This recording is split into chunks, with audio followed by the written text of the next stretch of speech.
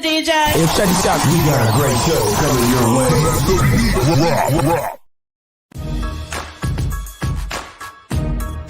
From the ECSI Sports Studios, it's the Midday Market Report with Jeff Dawson.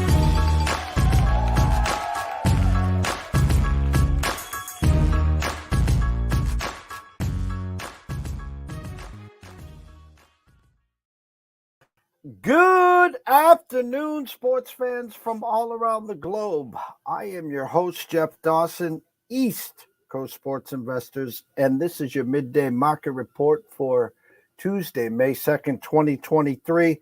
Our weekly trip to LA with the true OG himself, the one and only Mr. Pop Dibiase, here to talk about the Lakers, LeBron. We'll talk NFL draft, where Pops was graciously there live and able to tell us about the experience, seeing the kids coming in, interviewing them. A lot of them, I saw a lot of tape. I saw a lot of pictures. Jealous as hell is obviously to get that experience. Not his first rodeo, obviously, but I know he's excited to talk some LA sports and more. So without further ado, let's bring him in, the true OG himself, the one and only Mr. Pop Dibiase.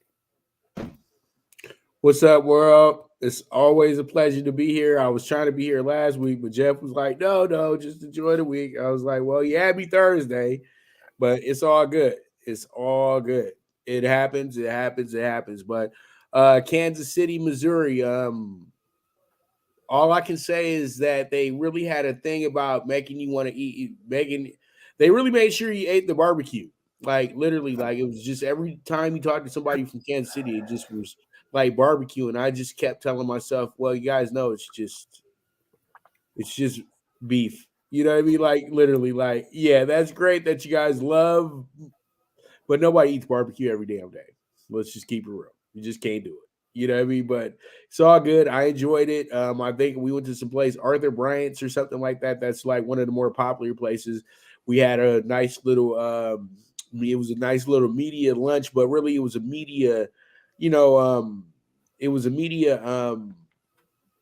event where I was able to talk to Joe Klatt, who I talked to last year's draft in Vegas. I also was able to talk to the great Charles Davis as well, too, one of the best evaluators of talent in the NFL. And then I also got to speak to Daniel Jeremiah, who's a big Padres fan. We had a nice little back and forth about the Dodgers and their Dodgers ring and all this good stuff. I was getting Jeff. They was trying to ride on me hard about my Dodgers in this championship back in 2020. I said, damn, if it was any other team, y'all would let them celebrate, wouldn't you? You would let them have it. You wouldn't say it was an asterisk. You probably would have said it was the hardest one you could ever earn. But, the Lakers and Dodgers have had some of the bad raps about being the teams that won during the pandemic. But literally, people had to understand it. You can put asterisks on anything you want to if it helps you sleep better at night. But we all both know when you look in the record book, it says champion 2020 for those two teams. And that's something you're just not going to take away from them. You can take it away from them in your little imaginary book of your own, but in the real history book that matters, it counts. So it is what it is at the end of the day. Talk about barbecues, and I absolutely am a barbecue fanatic. And it's funny, I try to find the small places, not the big name franchise places. When I'm in Vegas, you know where I go? You know where Pawn Stars is, right? Yeah. Right across is that little barbecue place right there. You walk in and it just, the smell, it's just, I get this plate that's like $50. I get a little bit of everything. I'm in heaven right there, Pops. Yeah, it was good. We went to a place called Slaps as well, too. Burnt beef tips and stuff like that, and turkey that I had, and they also had some hush puppies and all that good stuff. So it was good. Slaps was like the one that everybody was like going crazy about. Like 4 people told us to go there. So we went there a little bit right before the draft. But on to the draft, though. The event that we had over at Central High School and Middle School, I guess it was it's a high school, middle school right next to each other. Then they had a school that was a little closed down. Kansas City's a little on the pastime side. Once you get past their downtowns and things like that, Missouri reminded me a lot of Canton, Ohio, Akron, Ohio, those places where it's kind of like, well, 50 years ago was a good day for this place, but today ain't 50 years ago. So pretty much, we got to see one of the real America, as I like to say, not this good, new, glossy, futuristic thing that we all enjoy. You know what I mean? But I was able to actually interview all three of the quarterbacks that went in the top four as well too. I got to talk to CJ Stroud. I didn't get to ask him many questions, but we were a part of a scrum. But Bryce Young, a guy from the same area as me, Pasadena, California, and I know a lot of his youth coaches and things like that, and people that have known him over the years. So it was great to see him as well. And I think that pretty much we might have met each other well before this, because I know a lot of the athletes in the city and everything like that. And it was really funny when he got on the field. I said that, yeah, I'm from Pasadena. He said, you from the city? I said, yeah, man. I said, you already know who I am, but we're going to play the little game today. You know what I mean? And, we had we had a good laugh about that. And then we were able to have a great conversation. And I walked away from that conversation. I told myself that I already liked the kid's approach and his attitude as is, but I said that if I'm a general manager, this is the number one pick in the draft. There's no doubt about it. Even if I didn't need a quarterback, I want you on my team, period, point blank, because you are a true leader of men. And I don't even have to doubt that. I don't even have to think about it. I don't even have to think about it. And I think that Bryce Young is what's right about today's athlete when it comes to guys being role models, guys that kids can really look up to. It's not about his size, Jeff. It's not about any of that. It's about the way that he was brought up, the way that he was raised, and the humility that the kid has. Because at the end of the day, your height, all this, your weight, and all this stuff in football, that's a 15-year-old that died 15 years ago. It literally did, where we're worried about that situation so much. You know what I mean? You try to get the guys in there that are going to help you win football games. Bryce Young is going to help the Carolina Panthers win football games. Now, when I spoke to Anthony Richardson, he was a very good poker player, and he was very good at making sure that he didn't sound too cocky. I said, you wear number 15. Tim Tebow wore number 15. Who was better? And he said, I got to go Tim, dog, the Timmy B, and I thought that was a beautiful answer, not to step on no toes. He didn't want to give me a viral moment, but, it is what it is.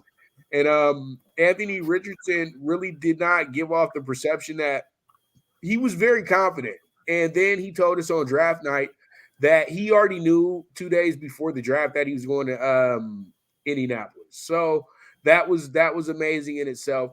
And then we were able to talk to Will Anderson as well, too. So I was able to talk to all four of the top picks as well. And then I was able to have a good conversation with Jordan Addison.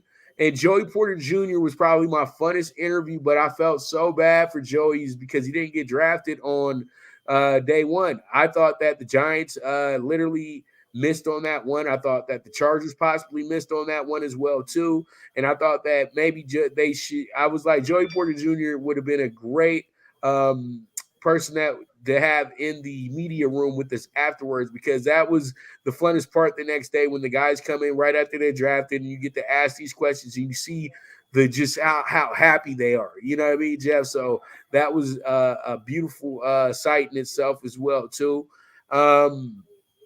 So I got a good amount of interviews there. I think I got about 7, 8 interviews when we did the field.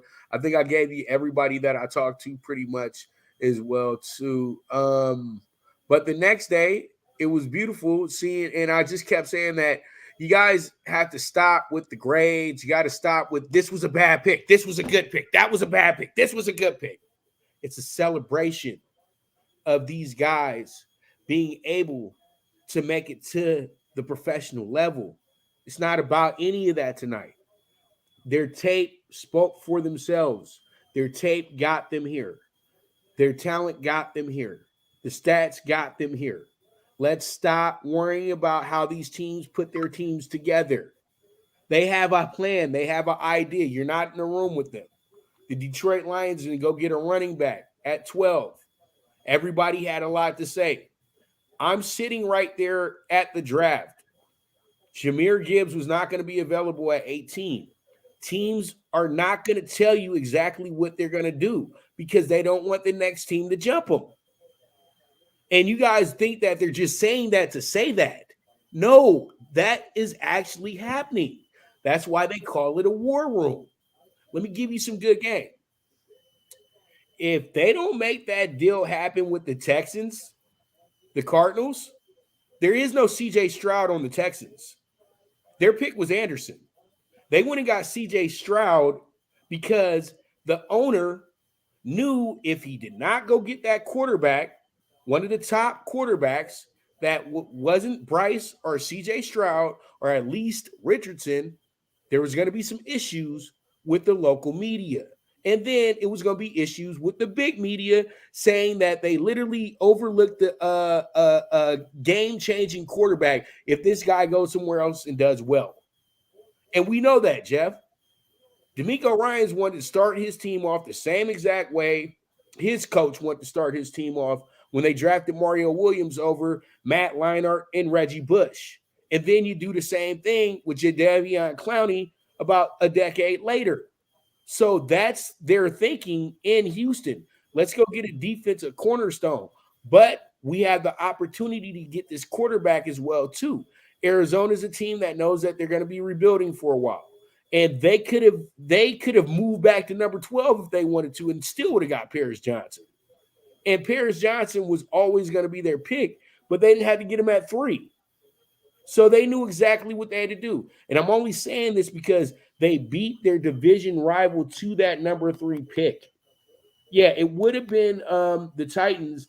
And the Titans say that they were in love with Will Levis, but they were going to take Stroud. So if they would have took Anderson at 2, Stroud would have probably went to Tennessee at 3. I'm just giving you the real grease of the situation. They'll say, oh, no, the Titans wanted him. No. The Titans wanted C.J. Stroud, and the race to number 3 was for C.J. Stroud. Anderson was always going to be a Texan. So, that deal was already in place by the time they drafted C.J. Stroud. Then you make the announcement 20 minutes later, but you already have the deal intact. The NFL just has to announce it. So that's what makes draft night fun, when you start to figure out what's really going on in front of you. You know what I mean? Because the rumors and everything just coming in at once. But Jamar Gibbs had 3 or 4 other teams trying to move up to get him. But John Robinson was never going to leave the top 10.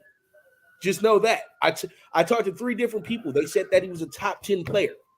So, go ahead, Jeff. I'm sorry. No, there were 2 teams tied to Robinson. That was Atlanta and Philly. Those were the 2.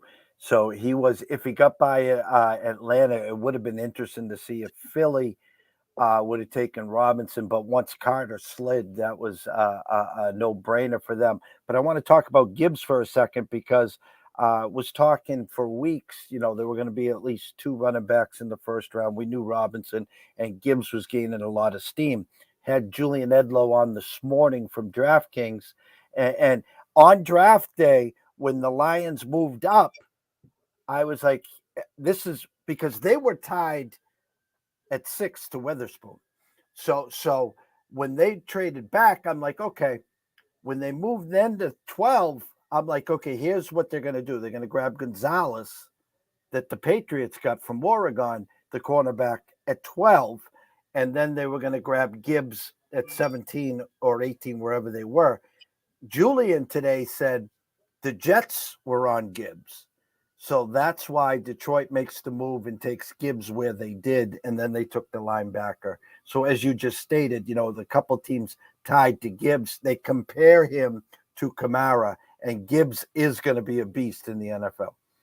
Right. And so, you know what? The writing's on the wall because somebody was moving up to go get him. Somebody was really on my neck on Twitter about it, like, these teams don't know how to draft. They don't know what they're doing.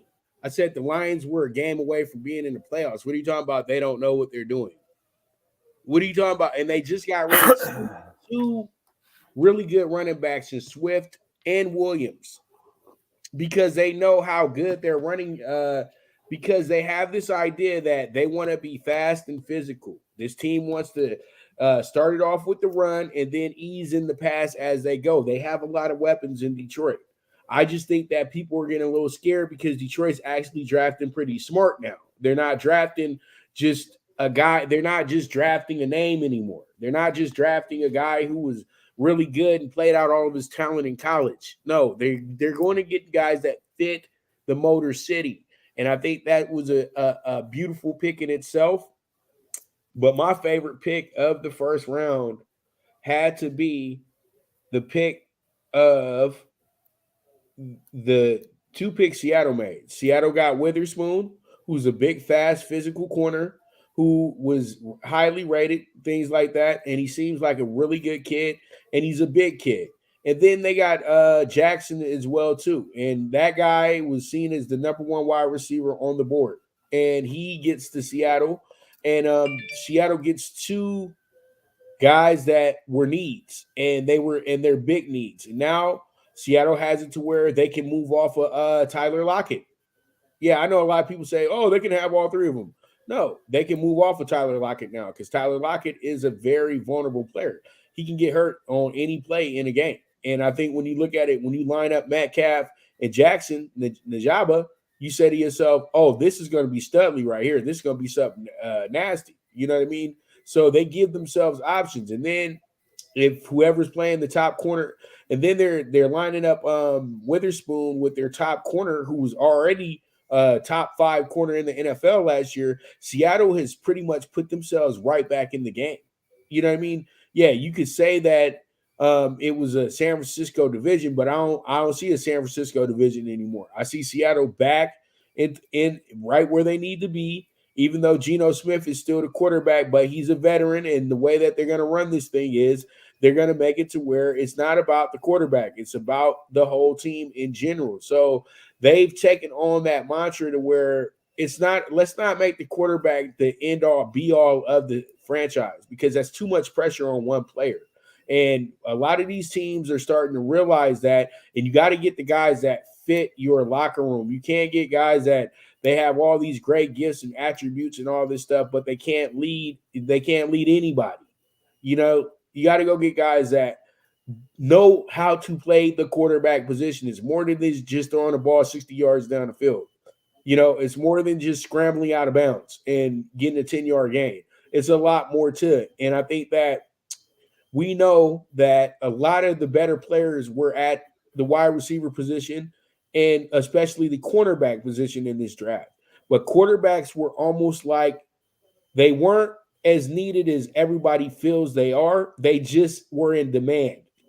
And you would not let teams live it down if they passed up on these quarterbacks. I felt like the players outside the quarterback position were much better than the actual quarterbacks that we actually had.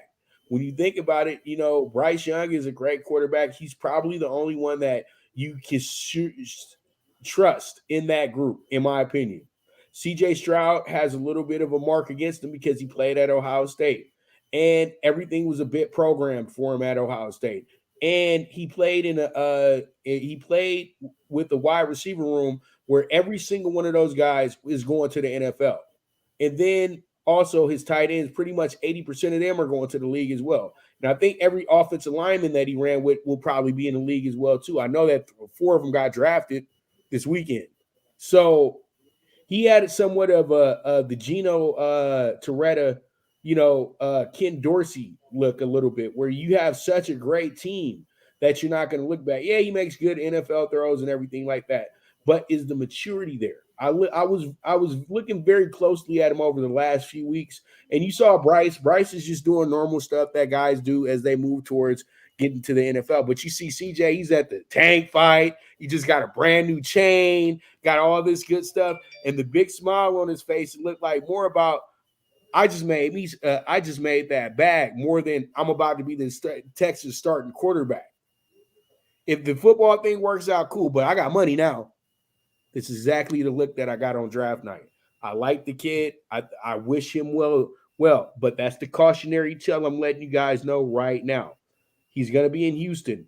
Houston's dangerous when it comes to being a black quarterback and being in that community because they want you at the strip club. They want you at the big club. They want you hanging out with all the rappers. They want you doing all this stuff so you can look the part of Houston, you know, instead of just being a nice guy where you go live out in the suburbs like JJ Watt and them and, hang out, do your own thing on the weekend. They're going to have to get that guy a girlfriend or a wife really quick because it's going to be, I just don't want to see him get distracted because he's got a great story, but the upbringing is different. You can tell he's a little entitled, a little spoiled. Bryce, you can tell everything has to be worked for, and he's humble already off top because he knows that it was very hard for him to get here because everybody has always doubted him, but he's always overcame the doubt. So those are the reasons why one went number one and the other one went number two. And that's the reason why nobody had nothing bad to say about Bryce. And that's why everybody had something to say about CJ because they're not trying to pick on him. I caught it. I saw it. And you get trust issues. You truly do. You start thinking about Jamarcus Russell. You start thinking about EJ Manuel. You start thinking about all these guys who were really good coming into the NFL. And then they just didn't have the discipline to be great NFL players. I keep saying these guys got to put the work in. It doesn't matter how good you was in college. It's all over with once you get to the NFL. You have to put the work in. And my question is this.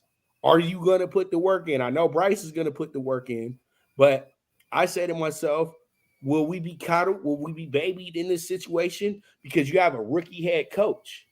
And is he going to press you as hard as he as Bill O'Brien was pressing Deshaun Watson? Are we going to get that? Because you're a defensive coach, D'Amico, and you've shown us how great you are with a defensive side of the ball. I want to see how you respond to actually coaching a quarterback, and hopefully you won't kill his confidence like one of your former colleague that we all know who was a great coach, could have been a great head coach, but he had too much ego in the way, Michael Singletary. That's what I think about when I see great defensive coaches and they get so excited about him, Jeff. And I just started thinking about Singletary. There's a way you have to coach in the NFL nowadays. And that style from that Lombardi style that everybody liked to run with Mike Ditka, that shit's over with. That's been over with, Jeff. You can't coach like that no more. So we hope that everything goes well for every single one of these players. But there is going to be a flop. There is going to be a guy that just didn't make it. And it's because either they were really hurt when they got here or they just didn't put in the work when it was time to put in the work. Because they got they spent too much money before everything started. Now they just worried about getting on the field. So great draft all in all. And if I would say who won the draft in reality, let's keep it real. The Eagles. The Eagles lost key players, and then they added some of the top players from this draft because they were able to make the right deals over the last few years. And they were able to say, okay, you know what? We'll sacrifice this guy because we can't pay this guy because we can replace this guy. And that's exactly what the smart teams do. But that doesn't mean that Philadelphia already has the easy pass to the NFL, back to the Super Bowl. It's going to be just as tough again because you got to keep everybody healthy. And right now, we have to see if this coach is legit. I know it sounds crazy right now with Sirianni. Is he legit? I really felt like the trenches carried that team, and it was really a team of coaches as a collective.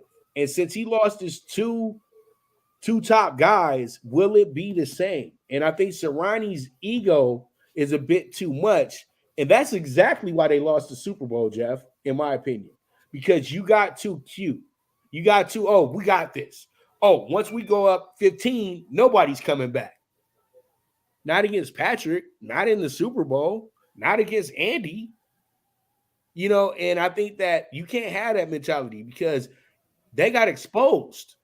Keep it real, Jeff. They got exposed in that game against the the Chiefs. And teams are just going to cut on that tape on how to come at the Eagles. So hopefully they make the adjustments because their best players are just getting older and their young players, you don't know how it's going to be, And so pretty much the Eagles, they win because they did so well the year before. And then they brought in the replacements for the guys that they lost. Now, a team I felt like really messed up in this draft was the Titans. The Titans literally drafted a quarterback on some. He went to Kentucky, so let's go ahead and give him a shot. But you already got Malik Willis. They're confused, and then they still got Tannehill there. Are you releasing Tannehill? And I think that they're a little confused. I think they're thinking that you can have it's good to have this many quarterbacks at once, but it's really not because you want to make sure that you in today's NFL you can't be indecisive about who the day one starter is. You know who the day one starter is. You have to know who the day one starter is. And I think that they don't have a clue who their day one starter is. Their job is open. But they want to give it to Levis, but they haven't gave Willis a shot. So they're in a predicament right now. But I think that if Willis is able to show some things, he might be able to be moved to another team. And I think that's exactly what the Titans are working on right now, is to figure out a way to where they can get some assets back for Malik Willis because they kind of jumped the gun on that situation, thinking about the Vince Youngs of the world and the Steve McNairs of the world. And Jeff Fisher was their coach, and you can't rekindle something where that's not what the program is about anymore.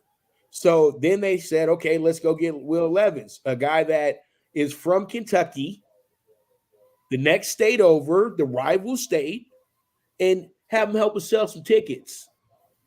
Yeah, that's what Will Levis is there for, because Will Levis wasn't even better than Jake Haener.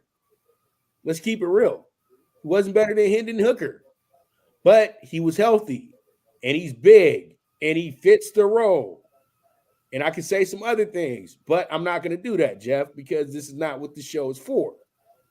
But it was a sweet moment when I could say that the black quarterback no longer needs to be referred to as the black quarterback. You just need to be referred to as the quarterback. When you get 3 black quarterbacks drafted in the first 4 picks, we're not on that time anymore, Jeff. We don't need to say black quarterback anymore. We can go ahead and say the quarterback. And that's a beautiful thing. That's a beautiful thing. I know it pissed off a lot of people that Levis wasn't a part of that group and he didn't go to the second round, but that's what the game has evolved to. Keep it real. And that's that. That's it. That's it. NBA, Celtics, Knicks, both favorites. Celtics, I mean, stupid favorites to win the series. Now they were plus 125 to win the NBA Finals. That's more, I thought, because no one knew who was coming out of the West. Well, you kind of sort of know who's going to come out of the West, or they don't want to say it out loud, and that's the Denver Nuggets. Still a way to go. You got the Laker hat on as well, where I got some thoughts on the upcoming series, but I'll let you talk about that. But Knicks lose game 1. The Butler is just a different beast when it comes to the playoffs. Now his ankle's banged up. They're unsure if he was going to play. The number today was not going to play. It had ballooned to 6. It dropped to 5.5. It's back to 6. So I think speculation is Jimmy will be a game time decision. Celtics, 9-point favorites, 10-point favorites yesterday. No Embiid, as you said, behind the stage.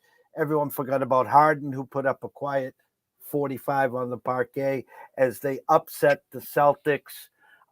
Thoughts about the Heat, Knicks, Celtics, 76ers, and then, of course, Lakers Golden State game 1 tonight. All right, so let's go ahead. We got Knicks Heat tonight, since that's the relevant game tonight. You know what? I really was loving the Knicks on Sunday in this game. I thought the Knicks was going to be able to actually, show up at the Garden, matinee at the Garden. Jeff, we all know about the matinees at the Garden. These are games that are staples of New York City Sundays. We know that in the springtime. So, you had the vibe that it was going to be one of those nights where the Knicks go in there, they win a good matinee game to open up the series, and everything went according to plan in the first half. And then Jimmy Butler decided to go ahead and say, you know what? I'm feeling a little froggy, so it's time to leap. And you know what the Garden does to people sometimes? The Garden is magical. And once you start grooving in the Garden, it's hard to stop.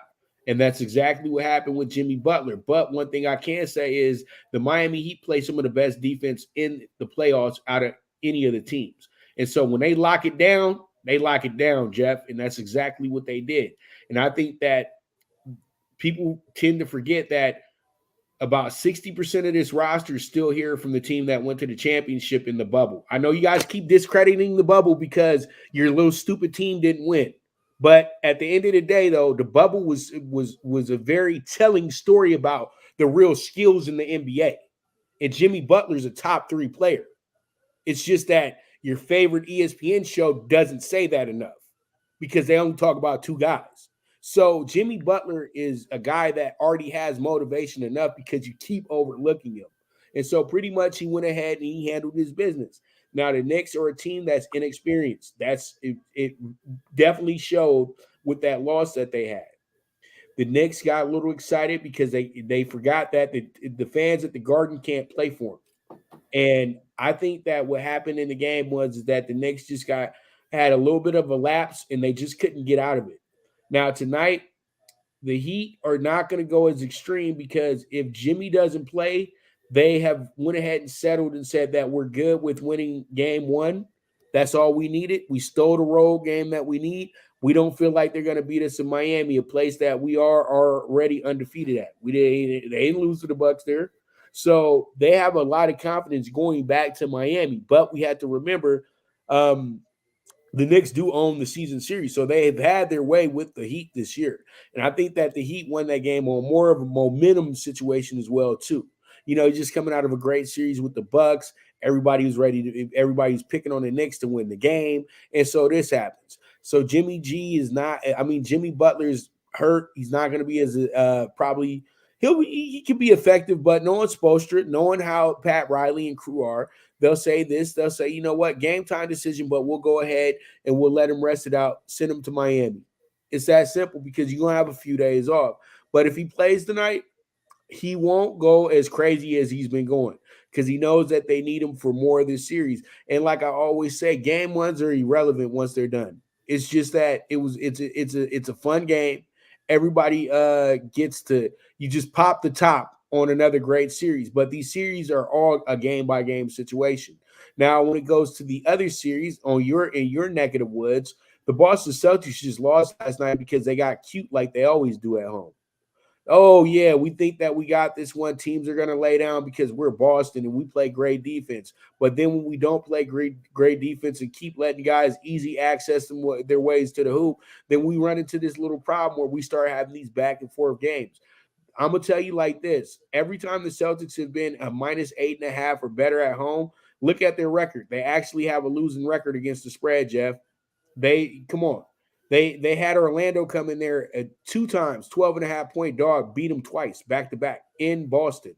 So when you look at those big spreads and things like that, just know that Boston, for some odd reason, they don't play to the caliber that they're supposed to play to that night because they got this idea that the team is going to lay down because Boston's just that good. And they've earned the right to kind of think like that because they know how to finish games. But to be a champion, you got to get that out your head and start stepping on people's necks. And that's what Boston has to learn. They have to learn that lesson. And I think that they need a little bit more. I think somebody needs to start calling Larry Bird a little bit more. I think somebody needs to call Kevin McHale. I think, Bill Russell's not with us anymore. Somebody call Bob Cousy. You know what I mean? Start calling the vets so they can game you up. Your coach don't know nothing about this. He ain't no Celtic. He's just a coach. You know what I mean? And so the Celtics got to make sure that they understand who they are at the end of the day. And you cannot slack a minute, especially not against your arch rival, the 76ers. But one thing I'm going to say, I'm going to talk about it on my show in a bit as well too, Jeff. James Harden. I've been watching the kid since Artesia High School. He's a special player. Let's stop the hating.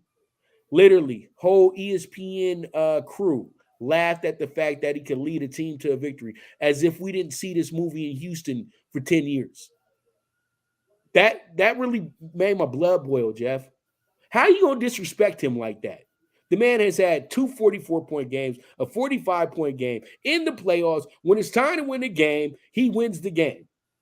And he did it with way worse. This is the best roster he's ever played with. So how could you say he can't lead a team to victory? They had to prove a point last night. They proved a big point last night. They stole the home game that they needed to do. That's been the problem playing Boston. They can't win in Boston. Now they've won in Boston. Boston knew that they were in for a series. It does not matter. Boston doesn't have what I would call an all-time great coach, but they have, for this NBA right now, a top 5 coach. Their coach is better than Boston's coach. And that's why they won the game last night. Because he told his guys, we're not laying down for nobody. I know what we're capable of. We've played without Embiid 30% of the season and still won basketball games. Why are we going to sit up in here and lay down for anybody? They won games without Harden and Embiid on nights because that's how good this team is. They're the other team in the Eastern Conference. So this sets this up, Jeff, right now. This is the de facto Eastern Conference final. The winner goes to the finals, Jeff, in my opinion. The Heat and Knicks are just playing for participation at this point. Even though the NBA would love to have the Knicks in that championship. They love the Knicks in the finals. But that's a big, long shot. But they'll settle for either Philly or Boston.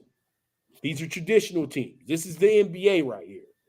You know, not none of this little fun stuff with Sacramento and Memphis and your little once in a lifetime stuff.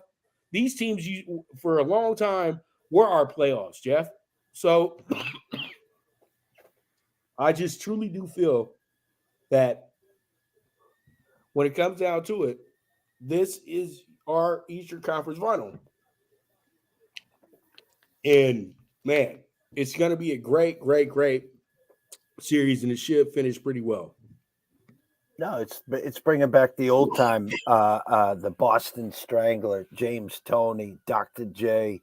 You know, those are the good old days, obviously. Darryl Dawkins, Bobby Jones, you know, all the good stuff. And then, you know, you kind of hit on it, and I talked about this earlier today. Big edge at coaching with Doc Rivers. And I said, if the Celtics got by and say Philly got by, I'm sorry, the Heat got by, then a big coaching edge to Spoelstra on that side. And even look at the Knicks. I'll give the edge to the old Boston Celtic, Dan Tibbs. And so the Celtics right now in the Final Four of the East have, in my mind, I don't want to use the word worst coach, but they have the coach with the least experience. And it showed again. And it's typical NBA, star out, number inflated, public run to the favorite. And not only does the Sixers cover, but they win outright. And switching over to the West, you know, here the Warriors, minus 290 versus the Kings, who the Kings had home court advantage. We all know that the Warriors, defending champs, couldn't win on the road this year, but they found a way to win Game 5. Couldn't close them out in Game 6 at home like they're supposed to, but they won a Game 7. Now in come the Lakers, and they're only minus 150. Your Lakers are plus 130. Listen, I was born at night, not last night. I know how to read the board, okay? And I know a lot of heavy money on futures, yada, yada, on the Lakers and LeBron. I get that. But Vegas is telling me right now the Lakers are winning this series. Well, you know, I don't want to be Homer J. Simpson right now, but the Lakers are in the right place right now because a lot of people have this idea in their head, okay, the Warriors got it now. They just beat the Kings. Curry scored 50. Blah, blah, blah, blah, blah. Curry scored 50. Nobody else scored more than 17 points on that team. So if Curry scored 30, they would have wound up losing the game by 10. They needed every single one of those 50 points to beat Sacramento. Sacramento only lost because Sacramento's still a young team. Sacramento should have won that series, Jeff. I don't care what anybody says. They were the better team here. They were the better team, better story, and that was the perfect team to end whatever you guys call the Warriors dynasty, the team of the 2015 through 2023, whatever you want to give them. That would have ended whatever that was, and I think that it was just that it wasn't Kings. Just wasn't time yet, Jeff. That's all it was. It wasn't that they didn't have a coach. It wasn't that they didn't have the players. It just wasn't their time. And I just really feel that Curry played a real mental game on him. He did exactly what Kobe and Jordan and all the great ones do when they close out games and close out series. They refuse to lose the game. And so pretty much they tried to throw a tall guy on Curry, and it didn't work. And so pretty much Curry gets 50 points, and he had to show his teammates that I will do whatever it takes to win one of these basketball games. Will you? And they all got the memo. And you know who helped them out and stepped it up? It wasn't Draymond Green. They want to give Draymond the credit. But when a guy gets 21 rebounds in a game, Kevin Looney, and 11 of them were offensive. That's like scoring 40 points too. 22 rebounds to me is the equivalent of 40 points in a game. Because you ate those boards up and you gave your team the opportunity, you gave your team more opportunities than the other team on the other end. So that's huge in itself. And so when you had those two, Curry handled the scoring, Looney handled the rebounding. That was a veteran performance from the Warriors. But you're only going to get that type of performance against a young, insecure team like the Kings. They're not confident yet. They thought they were confident, but they're not confident yet. The Lakers took advantage of a group that read its own press clippings too much. But nobody needs to be mad at the enthusiasm that the Grizzlies have about themselves. They were able to back up a lot of those games where they were talking a lot of trash, right? So, they just get mad at them because they're young, they don't care, and they just want to have fun. But that's the biggest reason why they lost to the Lakers, because they too much into having fun. And the Lakers literally, as Michael Jordan said in Last Dance several times, the Lakers took that one personally. And all it took was Dylan Brooks to start mouthing off, and that's all the Lakers needed to move forward in that series. But the Lakers won that series in game one. They showed them that whatever you do is not going to be better than what we do when we play our best. It's that simple. And the Lakers and Warriors are on a collision course right now that's about 10 years overdue. It truly is. The Lakers and Warriors been need to get at each other, play each other in the playoffs. Nobody even wants to say this, but they have not played each other in the last 32 years in the playoffs. The last time they played was 1991, and the Lakers beat them 4-1 in that series. That was Magic's final, in my prime playoff. You know what I mean? And this series is bigger than most even think, because it's an all California series as well too, and you got the Bay versus LA. So when I look at this series, it is saying that they want that Warriors money because they know that they're gonna go crazy on the Lakers, but they have to put some intrigue to it. They couldn't let the Warriors be the dog. They got to let the Warriors continue to be the favorite because they're the defending champions. But if they really want to set the lineup the right way, they would have made the Lakers about a -210, Jeff, and you know that. And the way that they would have wanted to do it. But the way circumstances and scenarios are, odds makers have to put that in place that the Warriors are the defending champions. The Lakers didn't even go to the playoffs last year. So they're going to be the favorite automatically because of that situation. But when you look at the way that they matched up this season, they're not better than the Lakers. The Lakers beat them 3 out of 4 times. And Curry was a part of majority of those games. So it wasn't like, Curry was out or, Clay was out. No, they were in. And one of the games they beat Clay and Curry, and LeBron didn't even play. So where we at right now, Golden State? Golden State knows that this is the toughest team they're going to play in the playoffs. They can hold it. Suns will be tough for them too, but the Nuggets might be somebody that they can get into their head mentally. But at the end of the day, this isn't like the Celtics and the Sixers, where it's the de facto Eastern Conference Finals. I wanted to say it was a de facto Western Conference Finals, but it's not. Western Conference Finals was too tough. The Western Conference playoffs is too tough at this point.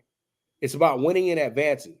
What I will say about this, though, this has 7 games written all over it.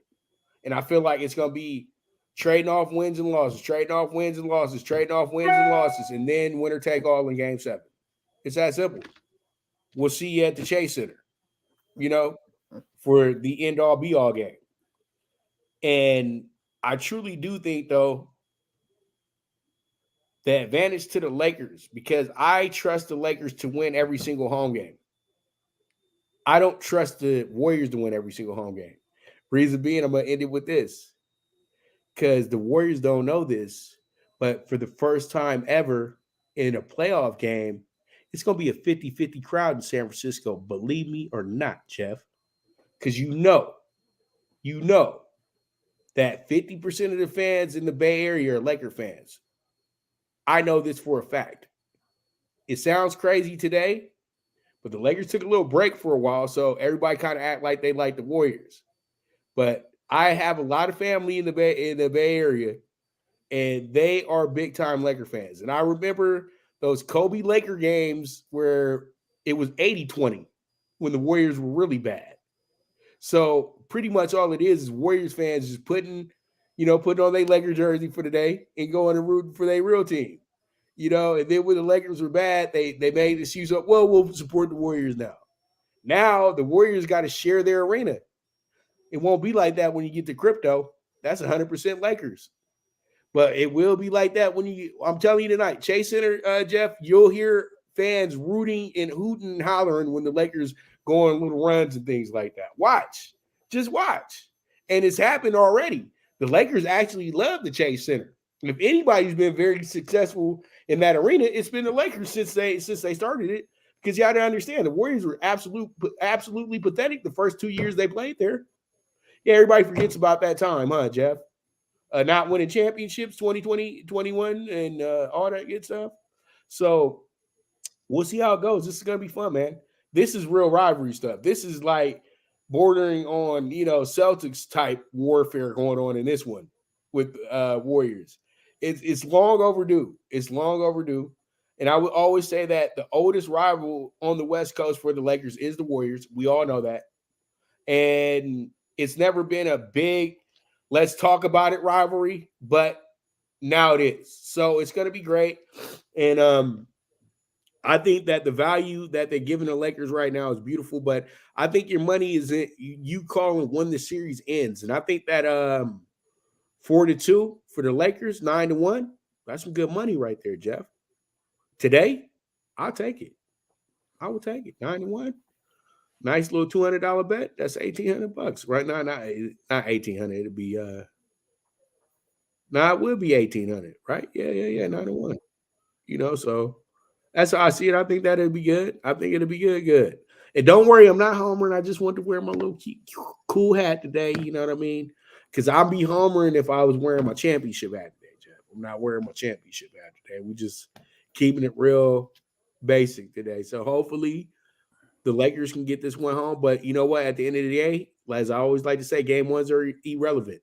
The Lakers just have to steal a road game. If not tonight, the next one. It's that simple. But it's going to be on and cracking, Jeff. That's all I can tell you. Before we wrap this up, give us your temperature on what's going on in La La Land with the Dodgers. The Dodgers 4-game winning streak. Everything's coming together right now. I think they're finding some guys that are really good for the roster right now, and they're finding and guys are starting to get comfortable on what they truly are for this team as well too. So I truly do think that the Dodgers are in a good place right now. They find themselves right there back in the lead for the NL West. There was not, like I told you off top, Jeff, like I said on my show when I previewed the Dodgers, I did not expect the Dodgers to have this monster. I did not expect the Dodgers to have this monster April. They're not supposed to. You're just supposed to go through the motions, get to know your team a little bit better, see who your real pitching staff is going to be, see who your real bullpen is going to be, and see who your best lineup is going to be. And then we get this thing rolling. The Dodgers start winning, going a nice little win streak, best win streak of the season, 4 in a row. Got their first sweep of the season over the weekend over the Cardinals, who are struggling right now. So they took care of their business the way that they're supposed to take care of their business. And I'm good. I think the Dodgers are in a good place, and don't rush a thing because they're about a week or two away from having their big streak. And once they start streaking, they'll be right where they need to be. Big game, though, today. Rays, Pirates. Bizarro world situation right there. If that was the World Series, nobody's watching, though. Let's keep it real. I would watch. You would watch. But that would be like they wouldn't even talk about that on SportsCenter. Like, well, there was a game last night and Pirates won 7-6. Oh, it happens to be the World Series. What do you think would happen if the NBA championship was Denver and Miami right now? They would be flocking to the hills. They'd be like, "What the hell's going on here?" So we can't have Miami that. Sounds like San Antonio, New Jersey, and San Antonio and San Antonio, Detroit. Really, it sounds like San Antonio and everybody they played against in the finals except for the Knicks.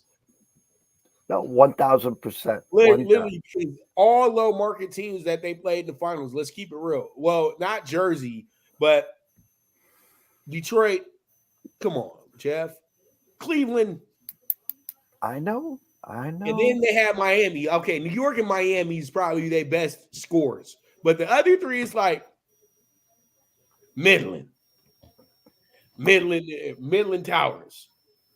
Scroll has been going the whole time. You can follow, obviously, Pops on the Twitter at Pop Dibiase. You can catch all his work at Prime Wave Media. As we always close out, Pops, tell them where they can find you today, tomorrow, next week, next month. All right, you guys can find me at Pop Dibiase on the Twitter. And then you guys can also follow me on Instagram at DibiaseWave_. But you guys can also sign up to be a part of the Primetime Sports Investors. And you guys can go on to TSI on IG, ask a couple questions. I can go ahead and assist you there, or you can DM me on the Twitter, and I'll get you guys situated. The website will be back up within the next few months. I'm trying to get that back up by the time we get to football season. So then we can have a little bit more, a little bit more for the fans of what I'm doing, so they can go directly, exclusively to the site. It's going to be much more than just picks, my content, things like that. Signing up to be an absolute, a member of the wave for real. You know what I mean? So we're reworking that right now as well too, Jeff. But you guys can catch me on those, and you guys can catch all my news updates and all that good stuff on Prime Wave Media on the Twitter as well too. You guys can watch all the primetime angles, Sweet Science, boxing, all my little content and all that good stuff. You guys can watch that on Prime Wave Media. And to catch my interviews, you guys can go on to Fanatics View. I got a bunch of interviews up there. I got a bunch of little excerpts and quotes that I have during draft night when I was asking guys questions as well too. So you guys can check into that, and you guys can look at all my interviews with all these famous athletes and people of sports. So, you guys just keep helping the movement move, as I always like to say. And, as I always like to say as well too, Jeff, bet with your head, not with your heart. And, one last time, the movement is moving. And this is your boy, the one and only Pop Dibiase, the Primetime Captain. The one and only true OG on gambling Twitter, Pop Dibiase, our weekly Tuesday trip to LA. A lot going on in LA, a lot going on in Pop's world with the draft that happened last weekend. Obviously, the Lakers and Golden State tipping off tonight at 10 o'clock. Dodgers back in first where they belong. So we will catch up with him again next week. As always, Pops, thank you. Thank to all the people that were watching and listening. Connor, have a great afternoon. Behave yourself. And myself and Riley will be back around 4:30, 5 o'clock for the closing bell. And then Scott Webb and myself around 6:45, 7 o'clock. We'll be talking some MLB. From myself, Jeff Dawson at EC Sports Invest, the one and only Pop Dibiase at Pop Dibiase at the Prime Wave Media. We wish everyone a blessed afternoon. And as Pops always ends, toodles.